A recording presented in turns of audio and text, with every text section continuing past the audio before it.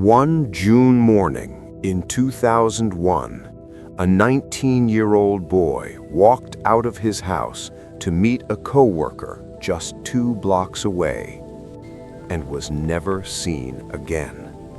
No body, no ransom note, no goodbye, no trace. Not a single surveillance camera caught him. Not a single witness came forward. He simply vanished.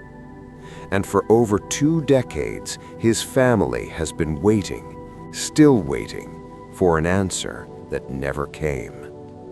This is the story of Jason Jolkowski, and the more you learn about it, the more unsettling it becomes. Let's go back to the beginning. Omaha, Nebraska. The year is 2001. Jason Jolkowski is 19 years old, living with his parents, Jim and Elaine, in a quiet, ordinary neighborhood on the north side of the city. By all accounts, Jason was a good kid, not the kind of guy who got into trouble, not the kind who had enemies. He was quiet, a little shy, the kind of young man who kept to himself but cared deeply about his family. He had a job at a local Burger King, and he was working on building his life, one small step at a time. He didn't have a driver's license yet. That was actually something he was working toward. He had some mild learning disabilities that made certain things a little harder for him, but that never stopped him from being responsible, from showing up to work, from being someone his parents could count on. His family described him as sweet, dependable, and gentle, the kind of son that makes a parent proud not because of big achievements, but because of the kind of person he was at his core. June 13th, 2001, a Wednesday. Jason was scheduled to work that day. Because he didn't drive, he had arranged for a coworker to pick him up. Simple enough plan. His coworker would swing by a school just 2 blocks from his house. 2 blocks, so Jason could be picked up there. It was a short walk, a completely familiar neighborhood, broad daylight, and he left the house that morning ready to go to work. He never made it. His coworker arrived at the school, waited. Jason didn't show. At first, maybe the coworker thought Jason was just running a little late, but he never came. So the coworker eventually left and went to work without him, and that should have triggered concern. But the hours passed, and it wasn't until Jason failed to come home that evening that his parents realized something was deeply, horribly wrong. Jim and Elaine Jolkowski called the police. They reported their son missing, and from that moment on, their lives were never the same. Here is what makes the disappearance of Jason Jolkowski so uniquely haunting among missing persons cases in the United States. In most disappearances, there is something to work with, a last known location where the person was seen, a phone call, a fight with someone, a place they were heading, a body that eventually turns up, something. But in Jason's case, there was almost nothing. He walked 2 blocks in broad daylight through a neighborhood he knew well, in the middle of the morning, in a city where people were going about their daily lives, and he disappeared as completely as if the earth had opened up and swallowed him. 2 blocks. Think about that for a moment. You can walk 2 blocks in under 5 minutes, maybe 3 minutes if you're moving at a relaxed pace. That's the distance we're talking about. And in that tiny window of time and space, a 19-year-old boy ceased to exist as far as the world was concerned. Investigators combed the area. They interviewed neighbors. They searched. They looked for any signs of a struggle. Nothing. No blood. No dropped belongings. No witnesses who remembered seeing a young man that morning. It was as if Jason had been erased. And in a neighborhood where people are usually outside, walking dogs, getting their mail, driving to work, how does that happen? How does a person vanish from a 2-block stretch of a residential street without a single person noticing anything unusual? That question has never been answered. Now let's talk about who was looking for him, because this part of the story is important.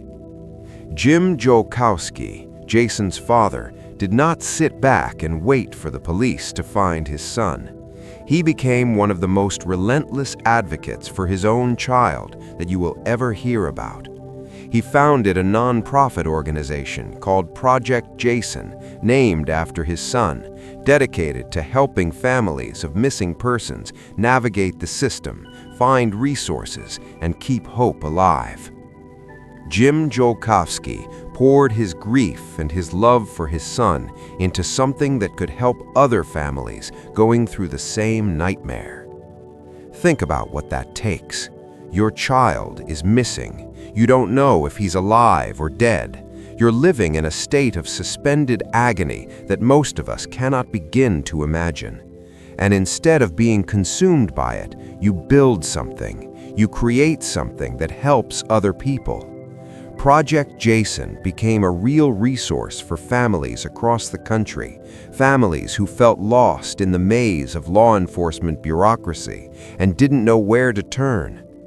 Jim Jolkowski knew that maze better than anyone because he was living inside it.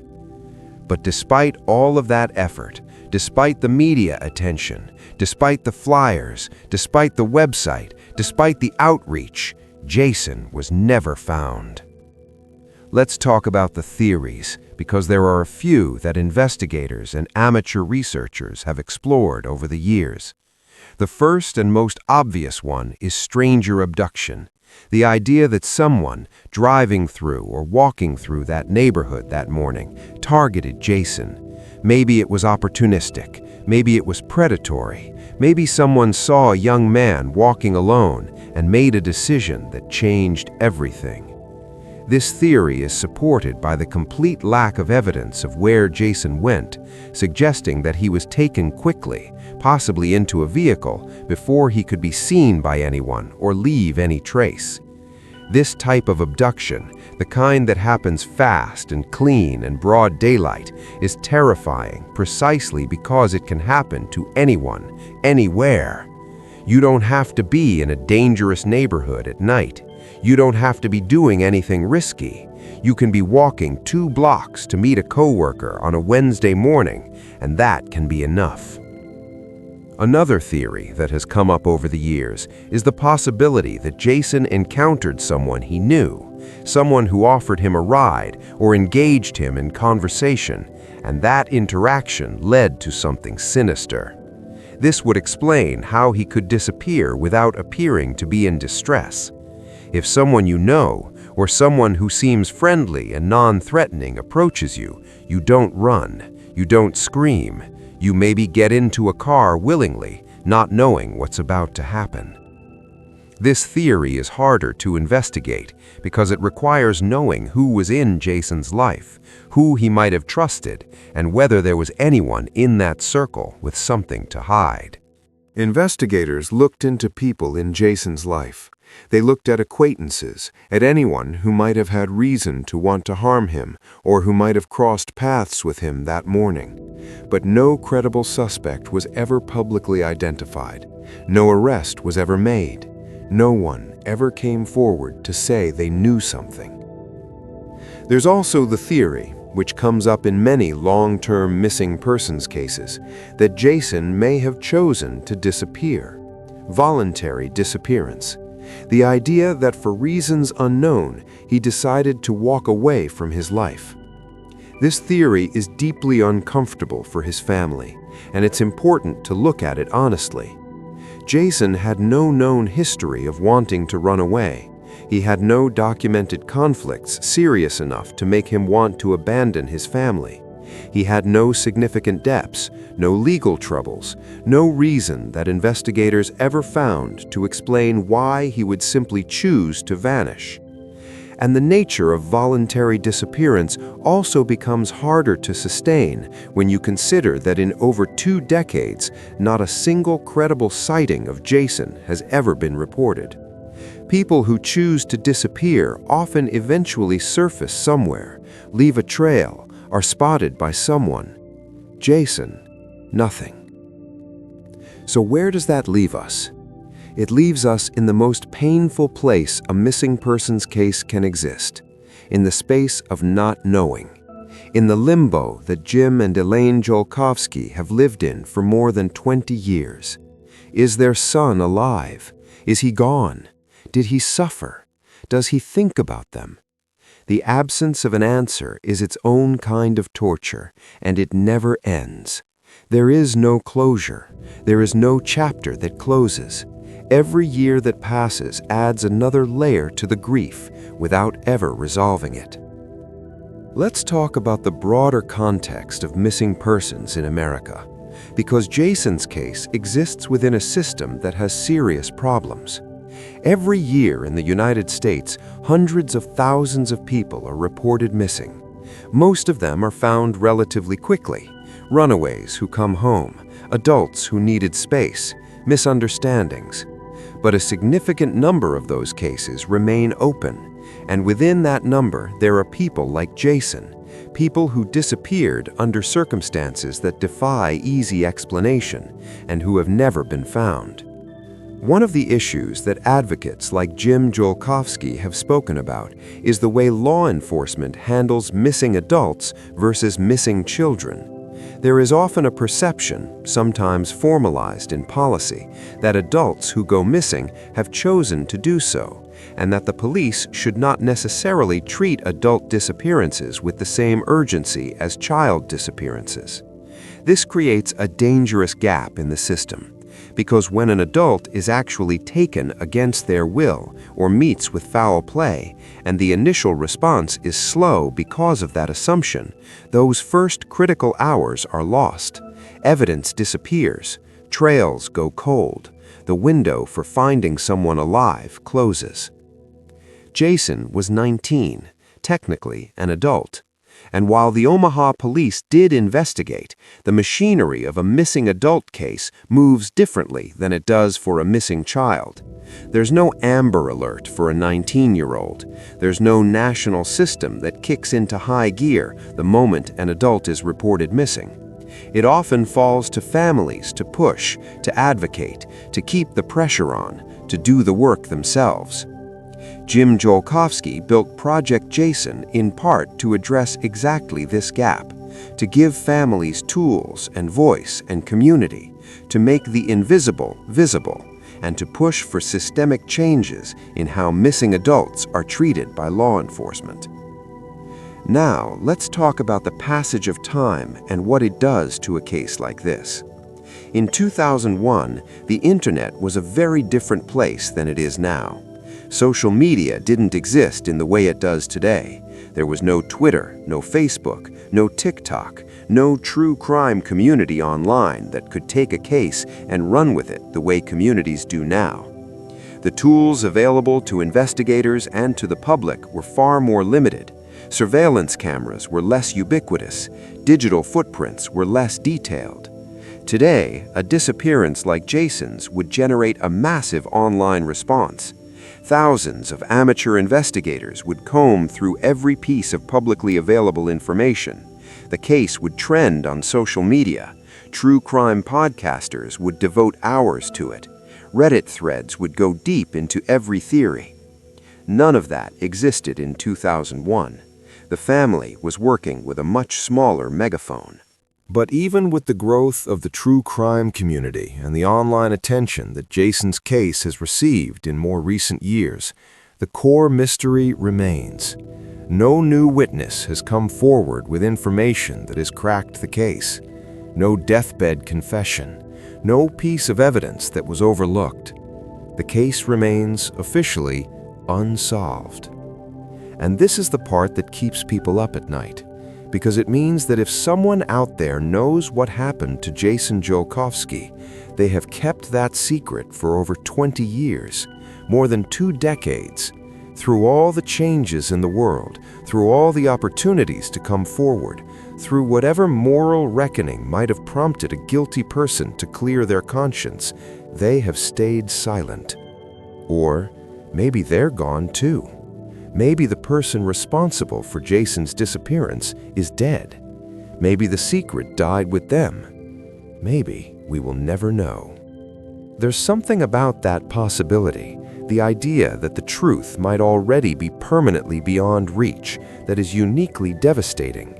At least while someone who knows is still alive, there's a chance. There's always a chance they talk. But if they're gone, then Jason's story might remain unfinished forever. A 19-year-old boy who walked 2 blocks and never came home, and no one ever found out why.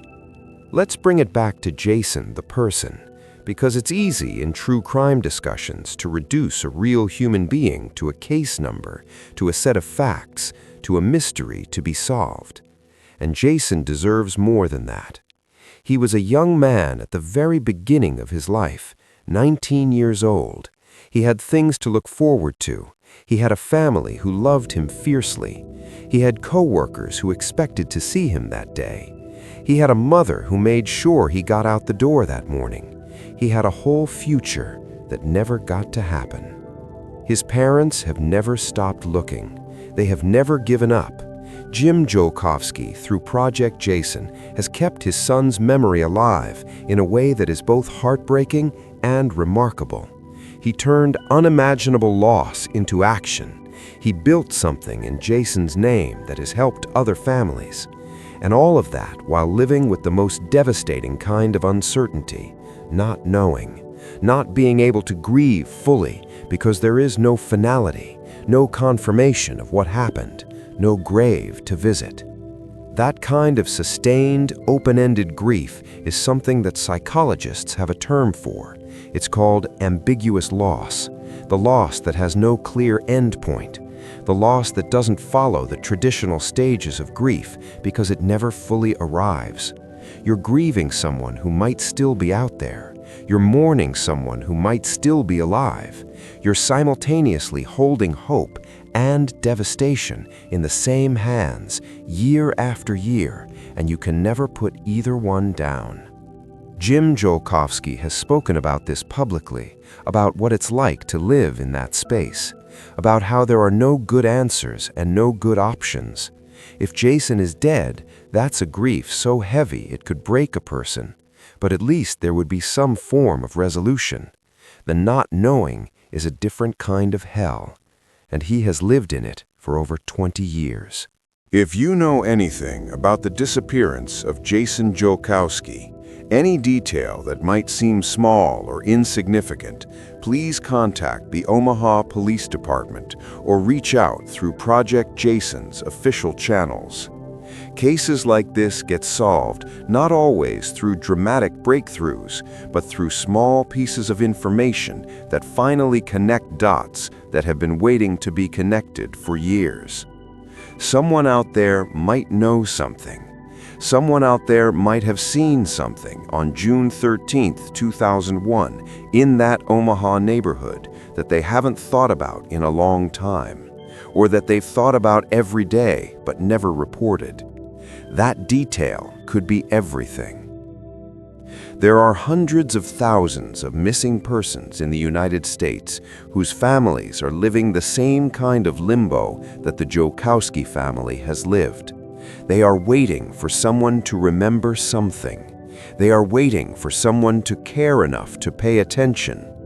Cases like Jason's deserve attention not just as mysteries to be consumed, but as reminders that behind every missing person's poster is a family that has not been able to move on, that is waiting, that is hoping, that is carrying something most of us will never have to carry. Jason Jolkowski would be in his early 40s today if he is alive. A full adult life that we know nothing about, that we can only imagine. Would he have gotten his driver's license? Would he have stayed in Omaha? Would he have a family of his own? These are the questions that have no answers. These are the spaces where a life should be, that is instead just silence. He walked out of his house on a Wednesday morning in June. The sun was up. The neighborhood was quiet. 2 blocks stood between him and his coworker's car.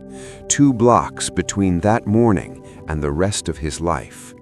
And then, nothing. That is the disappearance of Jason Jolkowski. Still unsolved, still waiting, still open.